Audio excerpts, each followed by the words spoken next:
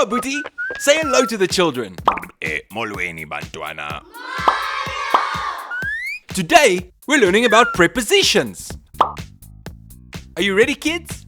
Yeah! So how do we say on in isiXhosa? That's right, phezu. And how do we say under in isiXhosa? Very good, ngaphansi. And how do we say next to in isiXhosa? Very good, ecaleni. Now how do we say inside in isiXhosa? That's right, ngaphakathi. And how do we say behind in isiXhosa? Very good, ngasemva. So, we have phezu, Phezu. ngaphansi, Ngaphansi. ecaleni, Ecaleni.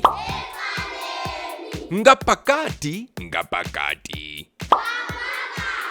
and ngasemva. Ngasemva. And now you know the prepositions in isiXhosa.